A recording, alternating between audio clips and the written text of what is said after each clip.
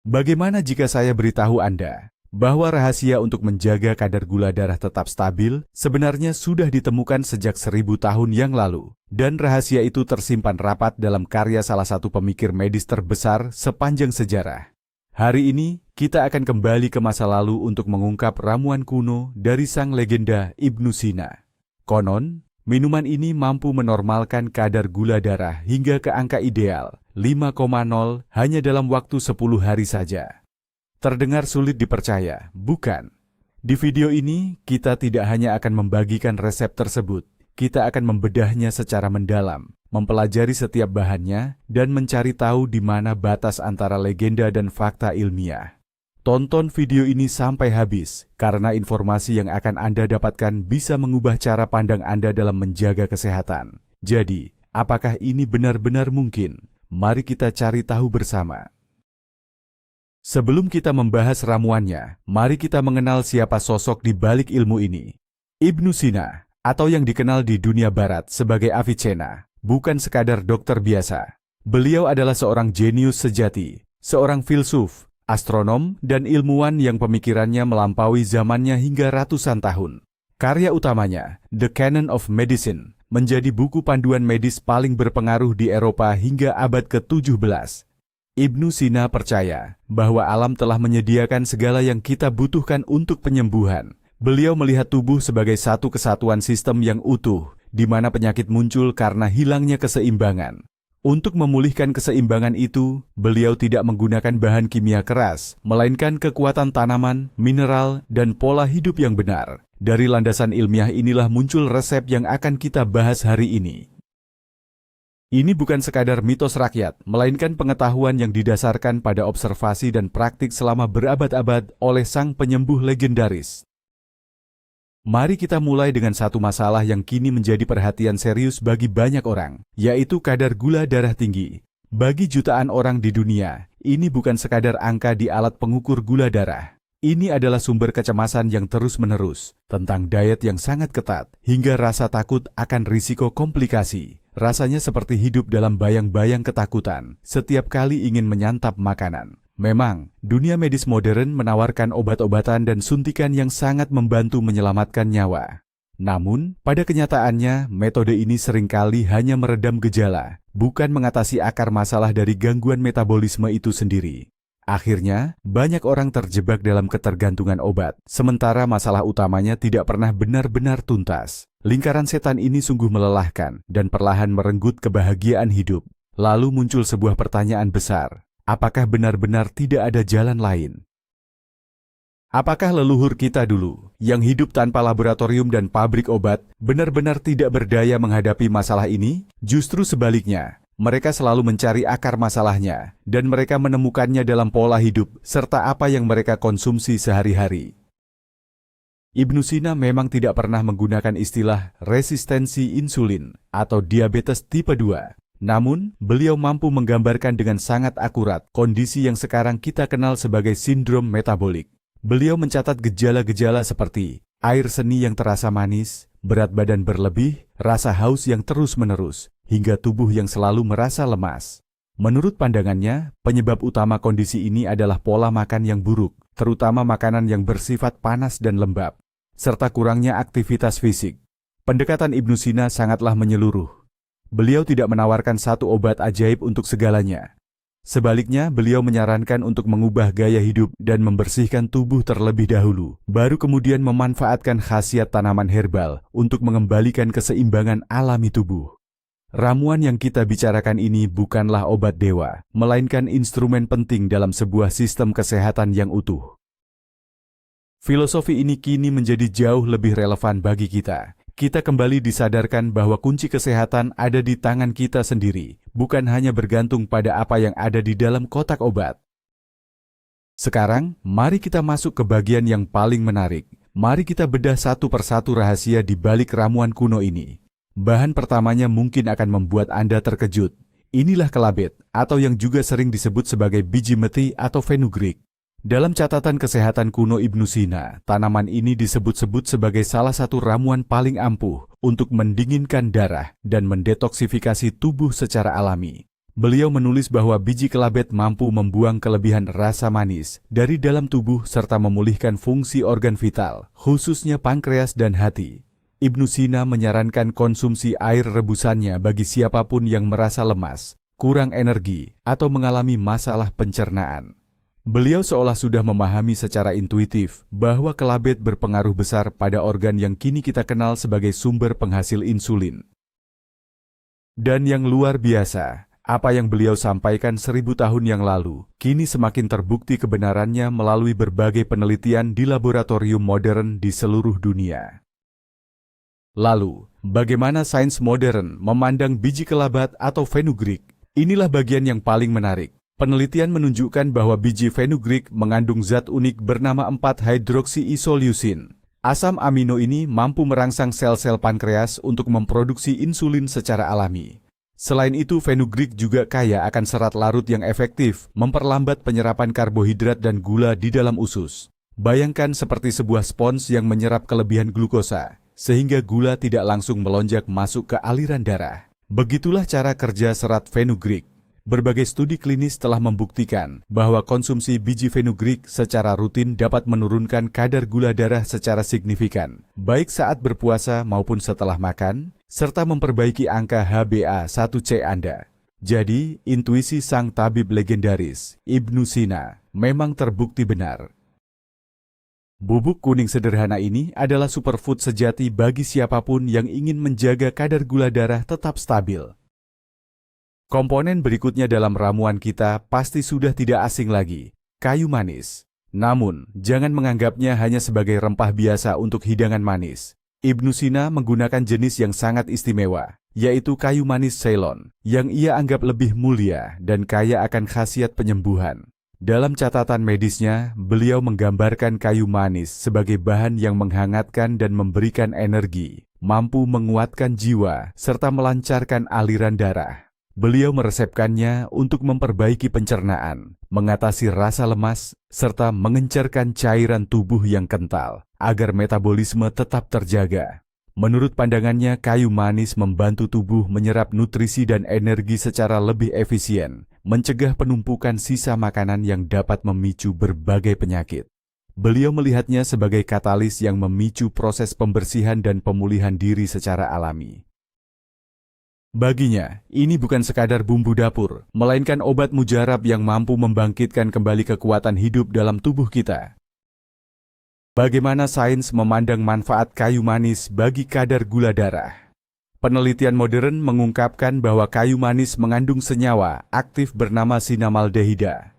Zat ini memiliki kemampuan luar biasa untuk meniru kerja insulin, sehingga membantu sel-sel tubuh menyerap glukosa dengan lebih efektif. Sederhananya, kayu manis berfungsi seperti kunci yang membukakan pintu sel agar gula bisa masuk dan diubah menjadi energi. Hal ini mencegah gula menumpuk di aliran darah yang dapat merusak pembuluh darah kita. Tidak hanya itu, penelitian juga membuktikan bahwa kayu manis mampu menurunkan kadar kolesterol jahat dan trigliserida, yang biasanya menjadi tantangan bagi mereka dengan gangguan metabolisme gula. Namun, penting untuk memilih jenis yang tepat. Kayu manis Ceylon adalah pilihan yang paling sehat. Jenis lainnya yaitu kayu manis kasia yang lebih murah, mengandung kadar kumarin yang tinggi, dan bisa berdampak buruk pada kesehatan hati jika dikonsumsi berlebih. Sekali lagi, terbukti bahwa Ibnu Sina benar dalam mengutamakan kualitas yang terbaik.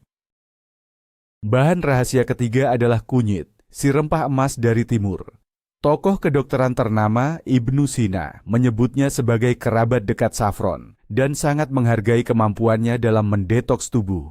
Menurutnya, kunyit mampu membersihkan hati dan darah dari uap beracun serta segala penyumbatan. Dalam prinsip pengobatannya, kesehatan hati adalah kunci utama metabolisme. Itulah mengapa Ibnu Sina meresepkan kunyit untuk mengatasi gangguan hati, masalah kulit, hingga menjaga kebugaran tubuh secara menyeluruh.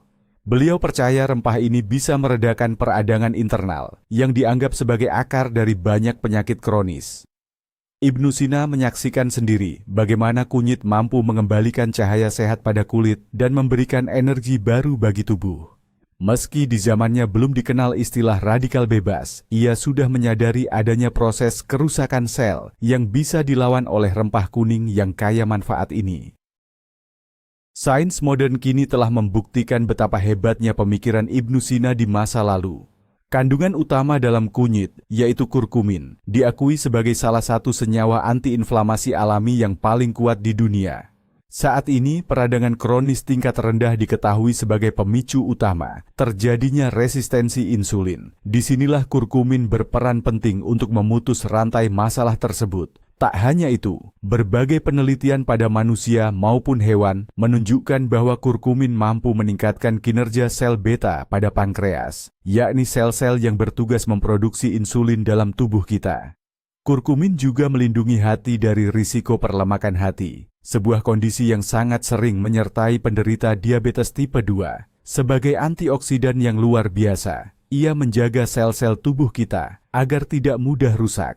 Namun, ada satu kendala utama, kurkumin cukup sulit diserap secara maksimal oleh tubuh.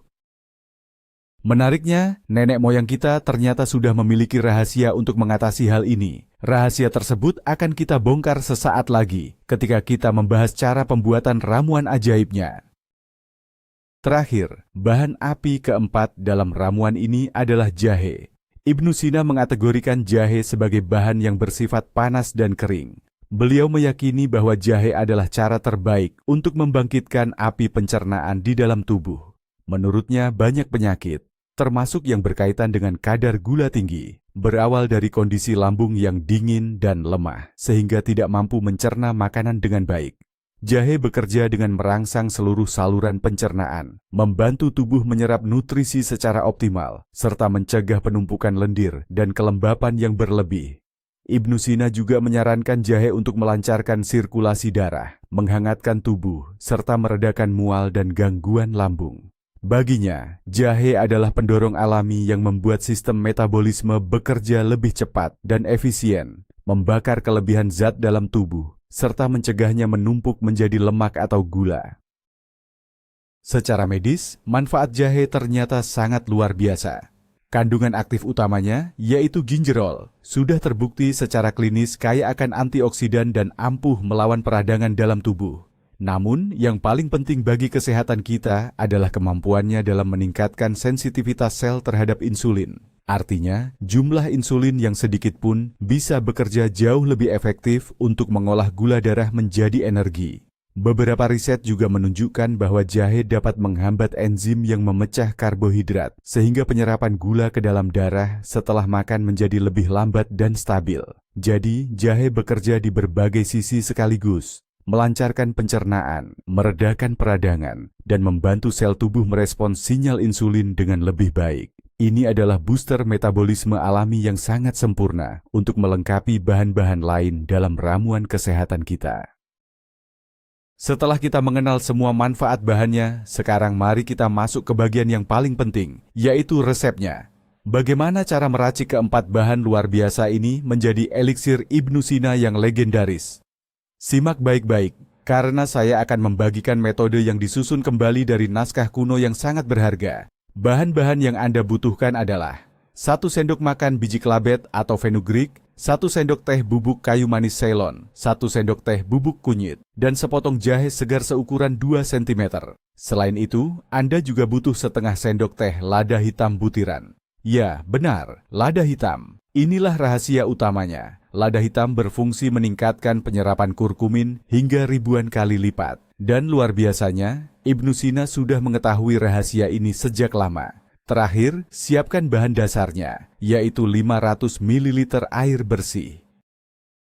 Menyiapkan ramuan ini adalah sebuah ritual tersendiri. Janganlah terburu-buru saat membuatnya. Pertama-tama, sangrai biji kelabet di atas wajan kering selama 1 hingga 2 menit, sampai aroma kacang yang gurih mulai tercium. Ini penting untuk mengeluarkan khasiat alaminya. Selanjutnya, kupas jahe lalu parut halus atau potong kecil-kecil. Masukkan semua bahan ke dalam panci, biji kelabet yang sudah disangrai, kayu manis, kunyit, parutan jahe, dan butiran lada hitam. Tuangkan 500 ml air bersih. Pastikan Anda menggunakan air dingin, bukan air mendidih, agar sari-sari dari setiap bahan dapat keluar secara perlahan. Masaklah di atas api kecil dan biarkan hingga mendidih. Ingat, kuncinya adalah jangan sampai airnya bergejolak. Biarkan ramuan ini meresap perlahan dalam panas yang lembut. Begitu ramuan mulai mendidih, segera kecilkan api hingga posisi paling rendah agar air hanya berbuih halus. Tutup panci rapat-rapat dan biarkan meresap selama 10 hingga 15 menit.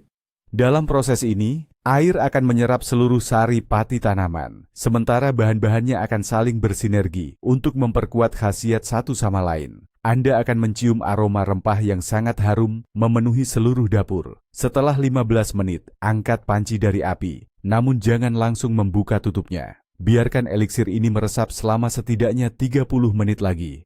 Selama waktu ini, suhu ramuan akan menurun perlahan dan konsentrasinya akan menjadi semakin pekat. Setelah itu, saring ramuan dengan teliti menggunakan saringan halus atau kain kasa untuk memisahkan cairan dari ampasnya.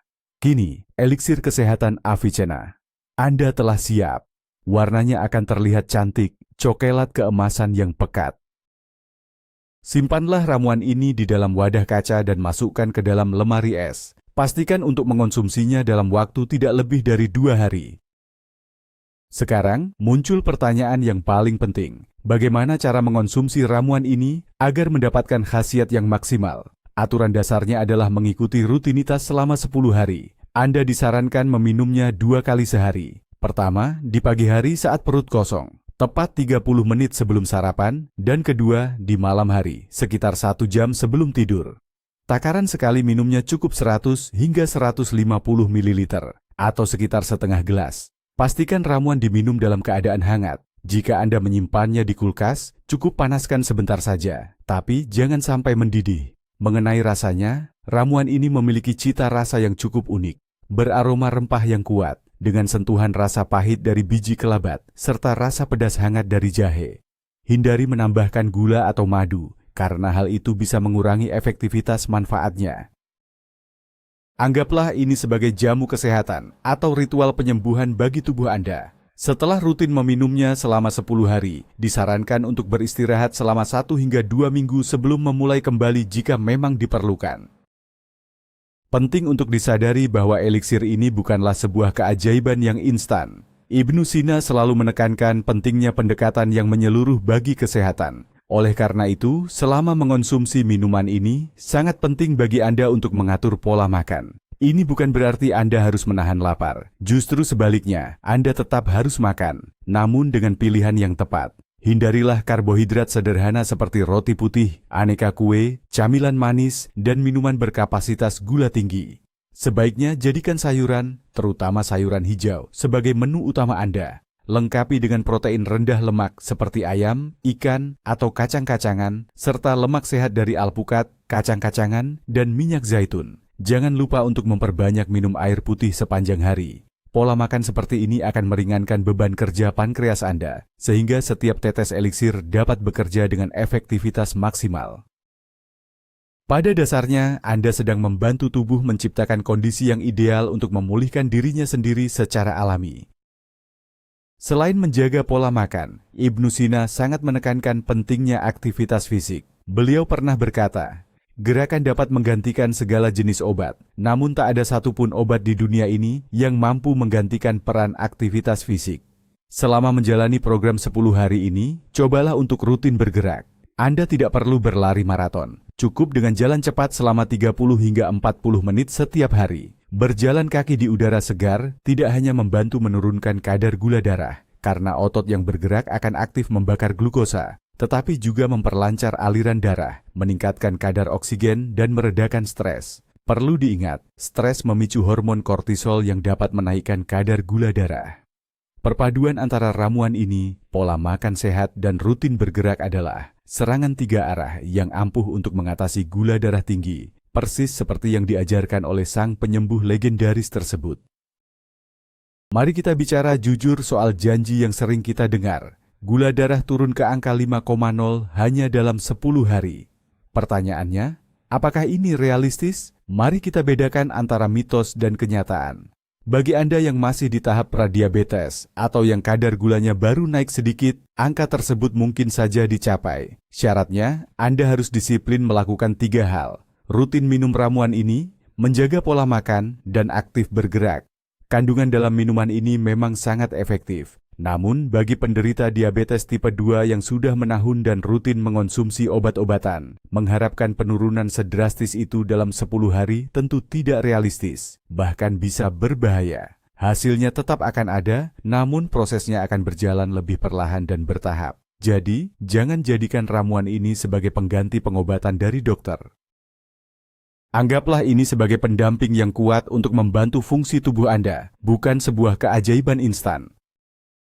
Mari kita luruskan satu mitos besar. Ramuan ini bukanlah obat ajaib untuk menyembuhkan diabetes. Untuk diabetes tipe 1, ramuan ini tidak akan bisa menyembuhkannya karena kondisi tersebut merupakan penyakit autoimun. Namun bagi penderita diabetes tipe 2, ramuan ini bisa menjadi pendamping yang luar biasa untuk mencapai masa remisi, asalkan dibarengi dengan perubahan gaya hidup secara menyeluruh.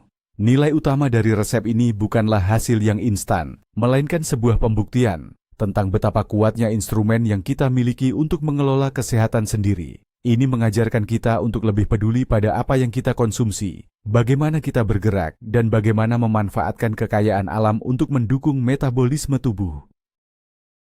Keajaiban yang sebenarnya bukanlah sekadar melihat angka gula darah turun ke posisi 5,0, melainkan saat seseorang berhasil mendapatkan kembali kendali atas tubuhnya dan percaya pada kekuatan pemulihan dari dalam diri sendiri.